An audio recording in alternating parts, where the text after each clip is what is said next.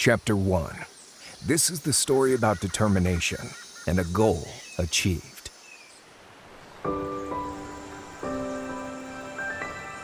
Zoos are the last best hope against a rising tide of extinction. I just look around and I think what an amazing thing that the zoo is. That has really been a success story that we can all be proud of.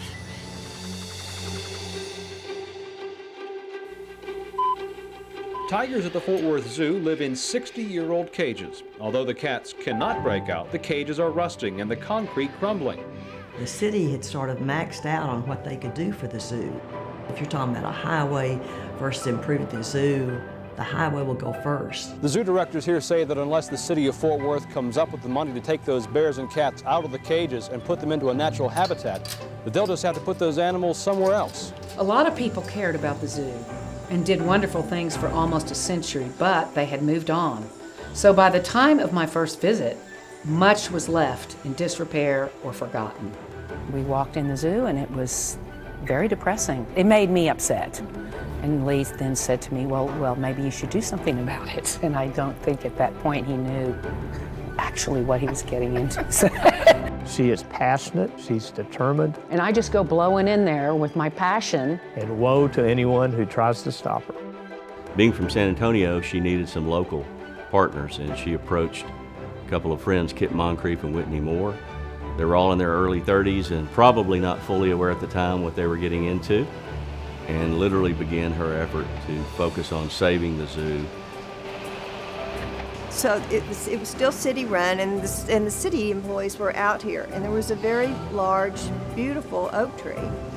And Ramona says that they're going to cut that tree down. She runs over and she puts her body, her very pregnant body, between herself and the chainsaw, and she says, "You are not taking this tree. You're going to take me before you take the tree." And that's kind of the way Ramona's been about the zoo from that point forward. It's my purpose.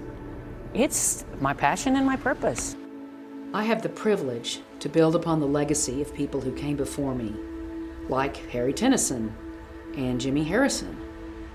And of course there's Kit, my accomplice in the beginning of this crazy journey. In fact, when I asked Lee how he thought I should start on my zoo plans, he said, "Call Harry." Harry said, "Call my daughter Kit," and I did. The rest is history.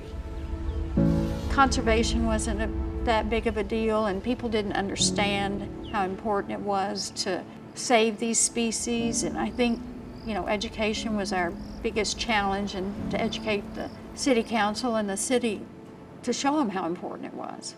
I think people were settled and they were used to it, and it was a zoo they grew up going to, and so I think that's where a little bit of the resistance came from to privatizing it. The zoo's new master plan would double its size. There's been a lot of opposition, and the final decision has yet to be made. The hearings were just, the council was packed, and people would come to the meetings, they would yell, and it was just hard to get the message across of, this is really going to be good for the city, good for the zoo.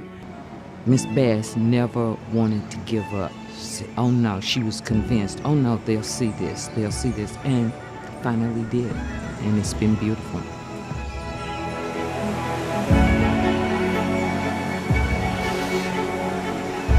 Finishing touches at the Fort Worth Zoo are getting approval from some zoo residents.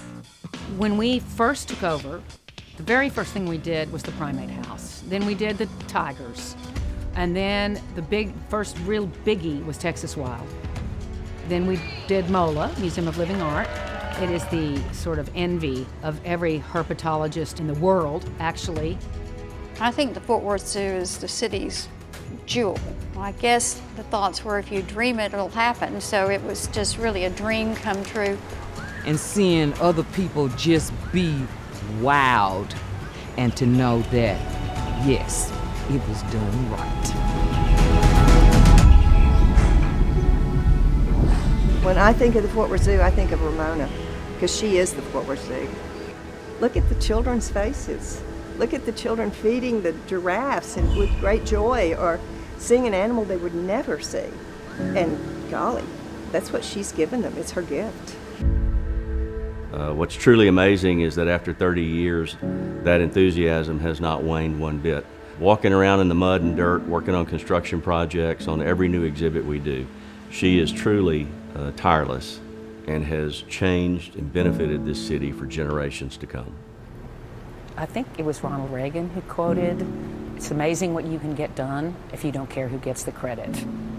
I feel proud of what we've all done together.